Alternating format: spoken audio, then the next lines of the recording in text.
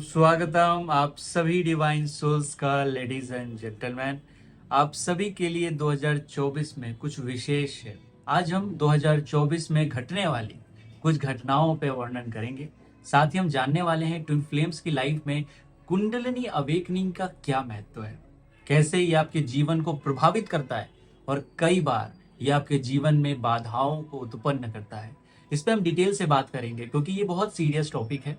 कई सारी वीडियोस भी अवेलेबल है, लेकिन इस पे हम A to Z इसके फायदों नुकसान दोनों की बात करेंगे। किन लोगों को इस पे काम करना चाहिए, किन लोगों को कुंडली अवेकनिंग बिल्कुल भी नहीं करनी चाहिए, उस पे भी हम बात करेंगे। पिछले वर्षों में कई लोगों ने कुंडली अवेकनिंग पे काम किया है। Relationship, shadow work, inner work के नाम पे जो भी कुछ आपने किया है, क्या आप सही कर रहे हैं, गलत कर रहे हैं, ये वीडियो 2024 के ओवरऑल गाइडेंस को बताने वाली है। तो बहुत स्टार्ट करते, बहुत इंपॉर्टेंट है आप लोगों के लिए। जल्दी से वीडियो शुरू करते हैं। अगर आप इस चैनल पर नए हैं, पहली बार आए हैं, चैनल को सब्सक्राइब के साथ बेल आइकन अवश्य ही क्लिक कर लें। शिव पुराण से हम ये कथा, ये स्टोरी प्रारंभ करते हैं क्योंकि जब हम देखते हैं एंशियंट देवी देवताओं को, तब हम ये उनकी स्टोरीज से डायरेक्टली लर्न कर पाते हैं कि एग्जैक्टली ये जर्नी है क्या।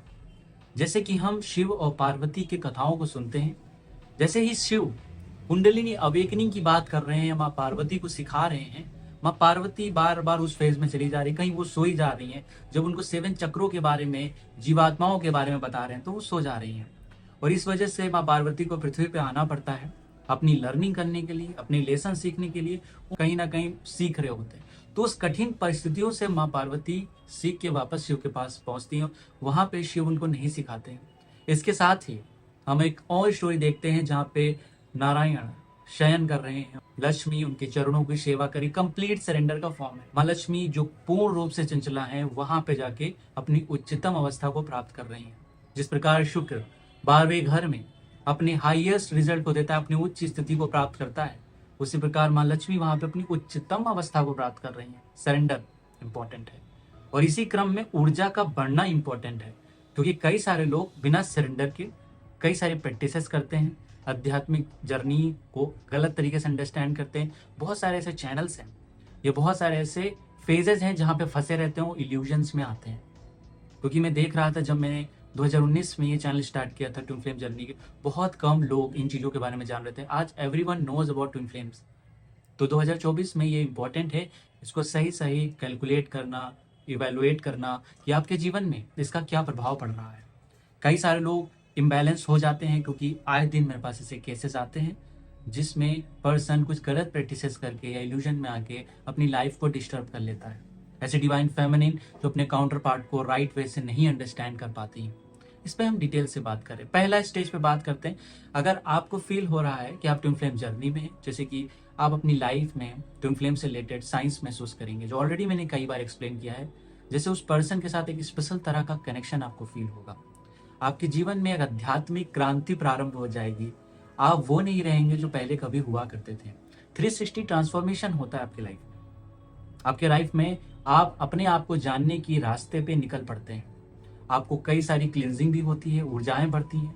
और ऐसे फेजेस में जब आपके कर्मा रिलीज हो रहे होते हैं, तब हम मेडिटेशन करते हैं, साधनाएं करते हैं, शैडो वर्क करते हैं, हम कहीं इनर वर्क करते हैं। तो इस इनर वर्क के माध्यम से हम अपनी कुंडली को एक्टिवेट करते हैं। कुंडली शक्ति जैसे ही एक्टिवेट होती है, वो स्वतः ही होती है, आपको उसे करने के लिए कुछ अलग नहीं करना है। लेकिन ऐसे बहुत सारे मेडिटेशन हैं जो लोग समझते हैं मैं कर सकता हूँ, बट वो नहीं कर पाते हैं। और उस फेजेस में कुंडली अवेकनिंग करी और ऊर्जा बढ़ी। आपके जो भी सट रिपु हैं उनमें वृद्धि होगी, आप में जो भी गुण हैं उनमें वृद्धि होगी, आपकी जो शक्तियां हैं उनमें वृद्धि होगी। जैसे ये वर्ष शनि का है, जैसे कि न्यूमरोलॉजिकली हम जो वर्ष को जोड़ते हैं तो शनि के नंबर पे आ रहा है। तो ओवरऑल घटने वाली घटनाओं में आपकी कुंडली अवेकनिंग की शक्ति बढ़ेगी। शनि इज द कार्मिक नंबर, जो कि दिखाते हैं कफ को, जो कि दिखाते हैं सडन त्रासदी कोई आ सकती है, ये दिखाती है सडन चेंजेस आपकी लाइफ में आ सकता हो। ये वर्ल्ड लेवल पे होगा। बहुत सारे लोग इस वर्ष भी अवेकनिंग हो गए। जैसे कोरोना काल के बाद काफी लोग अवेकनिंग स्टेज में आए थे, उसी तरह 2024 भी ये ट्रांसफॉर्मेशन ईयर है, जिसमें कई सारे लोगों का यूनियन होगा, कई सारे लोग जागृत होंगे और बहुत बड़े चेंजेस आने वाले हैं, जिसमें आप विश्व स्तर पे इसे आप नोटिस कर सकते हैं। लोग अध्यात्म, एस्ट्रोलॉजी की तरफ बहुत ज़्यादा अट्रैक्ट होंगे, न्यूमरोलॉजी और इन अकल्ट साइंसेस की तरफ रुझान बहुत ज़्यादा बढ़ने वाले, क्योंकि शनि इज कॉन्शियसनेस, शनि चेतना है, कर्म है, जो कि इस वर्ष की ऊर्जा में पूर्ण रूप से व्याप्त है। अब इस ऊर्जा का आपके जीवन पे एक प्रभाव जरूर पड़ेगा कि आपके कर्मा क्लींस होंगे, अर्थात कुंडलिनी शक्ति बढ़ेगी। ये जीव जंतुओं में, पेड़ पौधों में ये प्राण ऊर्जा है जो बह रही है, और ये ऊर्जा जब वृद्धि होती है, विकास होता है, तो आप में बहुत मेजर चेंज आता है। जैसे मान लीजिए आप सरेंडर के फॉर्म में नहीं है, जो मैंने एग्जांपल दिया था पहले, माँ लक्ष्मी की वो स्टेज जहाँ वो सरेंडर की अवस्था में, ऊर्जा बहुत ज्यादा है, तो उसके लिए वो सरेंडर हो पाती, तो वो पूरी तरह से बैलेंस्ड है। और दूसरा स्टेज हम शिव पार्वती की कहानी पढ़ते हैं, जिसमें शिव उनको पढ़ा रहे हैं, वो सुप्ता अवस्था में है, और सती भी सुप्ता अवस्था में। जैसे जैसे अपने वो हायर फॉर्म अर्थात गौरी के स्वरूप में आती हैं, खुद को पहचानती हैं, तभी वो संतुलित हो पाती, क्योंकि कहीं ना कहीं वहां पे वो डिल्यूजन्स का शिकार हो रही होती हैं। और खुद पे काम करना, खुद के अवगुणों पे काम करना बहुत जरूरी है, क्योंकि अगर आप विकारों से युक्त हैं, अगर आपकी बॉडी कंप्लीटली डिटॉक्स नहीं है, बॉडी के लेवल पे, माइंड के लेवल पे और आपकी सोल के लेवल पे आप डिटॉक्स नहीं है, तो इसका परिणाम ये होता है कि आपके क्रोध में वृद्धि हो जाएगी। अगर आप ईर्ष्या करते होंगे, इसका निगेटिव इफेक्ट है दोस्तों, अगर आप ईर्ष्या करते होंगे तो बहुत ज्यादा करने लगेंगे, आपके अवगुणों में तेजी से वृद्धि होती है, उस समय आप कंट्रोल भी नहीं कर पाएंगे। अगर आप प्यार चाहिए तो इतनी ज्यादा नीडीनेस आपको क्रिएट होगी, उस चक्कर में आपको इल्यूजन्स हो सकते हैं प्यार को लेकर, बहुत सारी चीजें आपको दिख सकती है, महसूस हो सकती है। इस फेज में कई सारे लोग अपने जीवन को डिस्टर्ब कर लेते हैं। लेकिन जैसे हम इसको बैलेंस अप्रोच के साथ देखते हैं, जैसे कि हम लेफ्ट और राइट ब्रेन को बैलेंस करते हैं, प्रैक्टिकली भी जैसे शिव समझा रहे हैं कैसे आपको हर स्तर पे काम करना है, ज्ञान मार्ग हो, भक्ति मार्ग हो, इन दोनों स्तरों को लेके चलना है। आपका कर्म मार्ग हो, इसको भी इस साथ में लेके चलना है, और तीनों ही मार्गों से आपको सामंजस्य, संतुलन और साक्षी उत्पन्न करना है। This is a higher form of consciousness. जब अपनी चेतना पे आप काम कर रहे होते हैं, आप हर चीज को वायलेंस वे से ले रहे होते हैं, और उस समय आपका क्रिटिकल माइंड भी एक्टिव है, उस समय आपका लॉजिकल माइंड भी एक्टिवेट है, उस समय आपकी आध्यात्मिक यात्रा भी सक्रिय है। यही जानने, आप शरीर को ही जानने इस शरीर में आए हैं, क्योंकि जब तक शरीर की इच्छाएं संतृप्त नहीं होती हैं, तुष्टिकरण नहीं होता है, तब तक बार बार इस शरीर में आना पड़ेगा। इस जर्नी में आप इनकम्प्लीट ही रहेंगे, क्योंकि आप इस जर्नी का पर्पस जो था अनकंडीशनल लव को अंडरस्टैंड करना, जो था खुद के हार्ट को ओपन करना, जो था साहस दिखाना कि हम एक लाइट वर्कर, हम एक हीलर की तरह रह सकें, हम इस मदर अर्थ को हील कर सकें, हम एज अ मास्टर सोल कुछ कर सकें। यह आपका पर्पस था, यह आपका उद्देश्य था। यही उद्देश्य है ट्विन फ्लेम जर्नी में आने का। इसी वजह बहुत सारे लोगों की अवेकनिंग हुई पास्ट, और काफी लोग कनेक्टेड भी हैं मेरे से, और डेली अपने आप पे वर्क कर रहे हैं और हील कर रहे हैं अपनी लाइफ को। लेकिन इसमें कई सारे लोग डिल्यूजन्स का शिकार होते हैं, कई सारी चीजें उसमें मिक्स कर देते हैं, कई सारी चीजें उसमें ऐड कर देते हैं, जिससे सिंपल सी लाइफ को वो और कॉम्प्लिकेटेड कर देते हैं। योगानंद जी अपने बुक में कहते हैं, ज्ञान बहुत सहज है, बहुत साधारण है, आपको बस उसे स्वीकार और देखना ही है। वो कोई बहुत कठिन चीज नहीं है। प्रकृति दो रूपों में चल रही है, आपके भी दो स्वरूप हैं, उस सत्य को आपको समझना है, जानना है। और अगर आप कुंडली के सकारात्मक पहलू पे विचार करते हैं, तो क्या अंतर आता है आपके जीवन में? पहला अंतर आता है, आपकी जितना फोकस है वो बहुत बढ़ जाएगा। आप तुरंत किसी भी प्रॉब्लम का सोल्यूशन निकाल लेंगे। आप सेक्सुअल डिजायर्स में पूरा बैलेंस हो जाएंगे, ना उससे चिढ़ेंगे, ना उसको हटाएंगे, ना आपका इवन ट्विन फ्लेम उस चीज में बहुत ज्यादा फोकस करेगा।